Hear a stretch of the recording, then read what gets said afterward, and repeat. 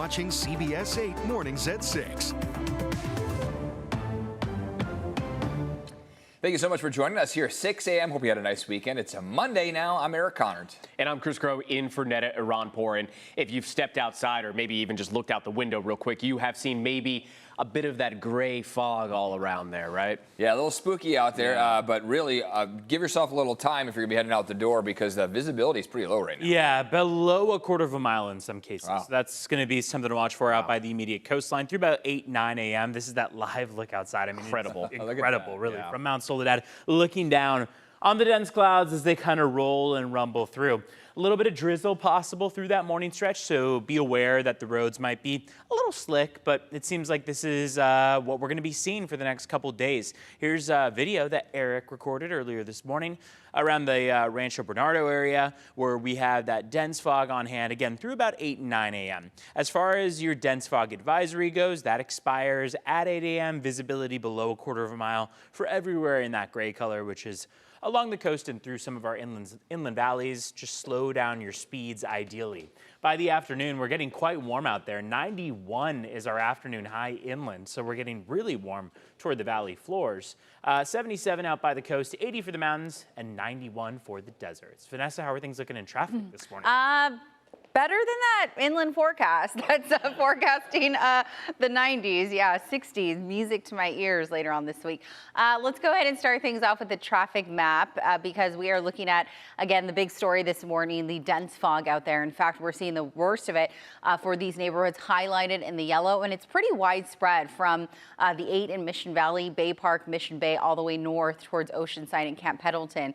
We're also tracking a few crashes. We have one reported in the East Lake Otay Ranch area on the 125 South right at Otay Lakes. And then we have another one involving 2 cars. That's on the 15 right at Rancho Bernardo. And then we have reports of a breakdown. A car reportedly started overheating, and this is on the 5 North at Via de la Valle. Speaking of Via de la Valle, here's what it looks like outside right now through the Del Mar area. Again, visibility heavily reduced across our major freeways. Coming up a little later, we'll take a look at your Monday travel times. That's all ahead. Back to you guys. All right, thank you, Vanessa. It is day 41 of the government shutdown, but there appears to be light at the end of the tunnel after the Senate approved an initial step that could end the impasse later this week. CBS News correspondent Bradley Blackburn with the latest on this rare weekend session. The motion upon reconsideration is agreed to. The Senate approved a first step to push through legislation that could end the longest government shutdown in U.S. history after a group of mostly moderate Democrats made a deal with Republicans. The Senate and House still need to approve the full measure. All of us, Republicans and Democrats, who support this bill know that the time to act is now. Democrats had demanded any funding package include expiring health care subsidies. The deal grants them a vote next month on extending the tax credits. This was the only deal on the table. It was our best chance to reopen the government. The agreement comes after the Supreme Court issued an emergency order late Friday, halting the payout of full SNAP benefits. 42 million Americans used the Supplemental Nutrition Assistance Program to buy food.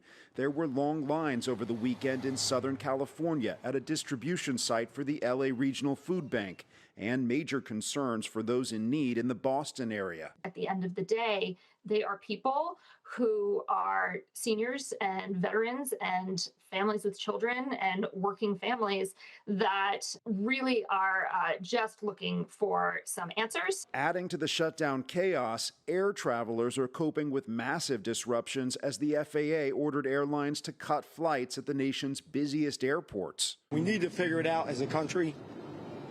Get it together. A compromise was reached in this case, but it's not a done deal just yet. Bradley Blackburn, CBS News, New York.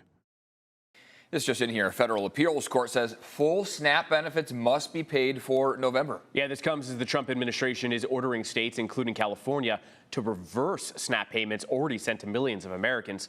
CBS 8's Regina Yarita is live along Harbor Island with what the Trump administration is expected to do now, Regina. Good morning, Chris and Eric. That's correct. Well, the Trump administration is expected to ask the Supreme Court to step in once again. And this is all while Congress is still considering to fully fund SNAP benefits temporarily as a proposal to end the government shutdown. Now, again, on Sunday, a federal judge in Boston rejected a request by the Trump administration to block a lower court judge's order to pay SNAP benefits during the government shutdown. But the judge's order remains paused until at least Tuesday night as a result of a prior Supreme Court ruling. So this window in between gives the administration time to return back to the Supreme Court. The ruling came a day after the U.S. Department of Agriculture threatened states that have issued full benefits since Friday with financial penalties if they do not undo those payments. And it comes hours after the Senate passed the first step of a bipartisan deal that might reopen the government within days. Meanwhile, some states are warning about operational disruptions if the Trump administration does not reimburse them for SNAP benefits that have already been authorized. Other states are also providing partial monthly SNAP benefits with federal money or using their own funds to load electronic benefit cards for recipients. So back out here, this is an ongoing battle that we're seeing. We'll try to keep you guys updated if more updates arrive this morning. For now, I'll send it back to you. All right, thank you, Regina. As a deal to end the government shutdown is taking shape in Washington, this weekend saw chaos at many of the nation's airports with canceled and delayed flights. According to FlightAware, more than 2,900 flights were canceled and more than 10,000 were delayed yesterday. TSA agents and air traffic controllers are still being asked to work without pay, and some are calling out sick or quitting. Staffing shortages are impacting operations in many hubs. The FAA's 4% reduction is expected to rise to 6% tomorrow and 10% by Friday. Transportation Secretary Sean Duffy is warning about what could happen by Thanksgiving. What's going to happen is you're going to have air travel slow to a trickle. At last check, there were 32 delays and 50 cancellations at San Diego's airport. That all according to FlightAware. It was an historic night for San Diego sports. San Diego FC is advancing to the second round of the MLS playoffs. Last night, San Diego FC beat the Portland Timbers 4-0, blanked them. This is their best of 3 first-round series that they won. San Diego is now set to play Minnesota in the single-game Western Conference semifinals. That match is set for November 24th at Snapdragon Stadium at 7 p.m. So that's the week of Thanksgiving on a Monday. That's going to be a fun one to watch. It was so cool to see all the fans, rightfully so, enjoying the game, enjoying that great weather. But right. Evan, as you pointed out, it was like 4-0. Yeah, right? I've never heard I like the term blanked them. Yeah, like, they blanked them, yeah. Embarrassing for them.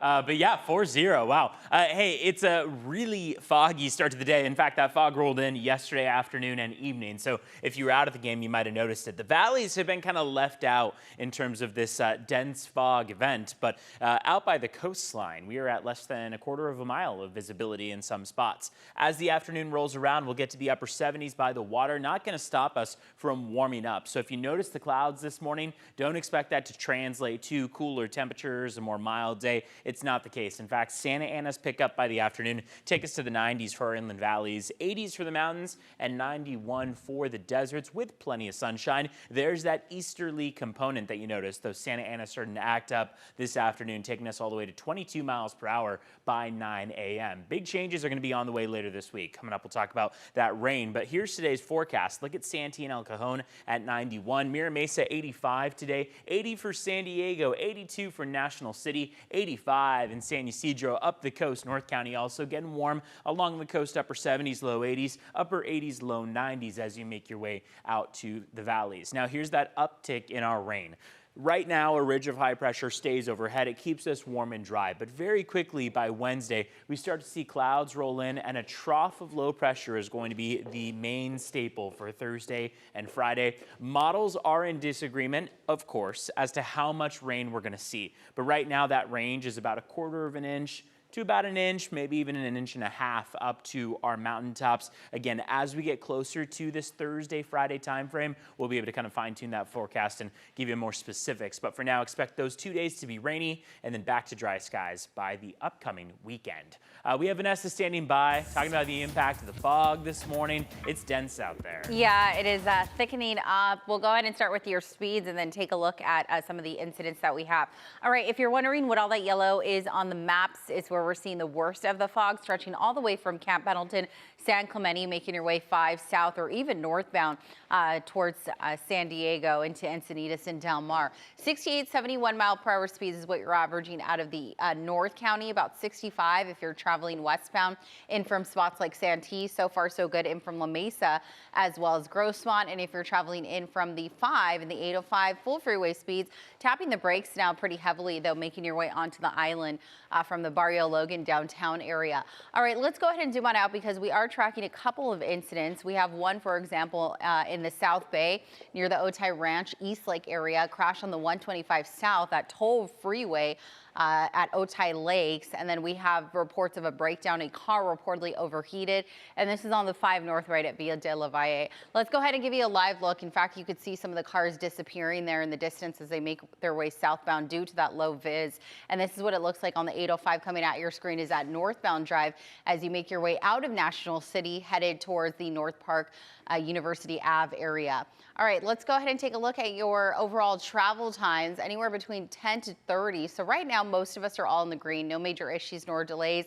Everyone out of the East County averaging anywhere between 5 to 7 minutes. And here's what it looks like for those drives headed north in from the South Bay. All right, 6:11 is the time. Let's go ahead and pull up those border wait times, anywhere between 30 minutes to about an hour 15 if you're coming in from San Ysidro as well as Otay Mesa at last check.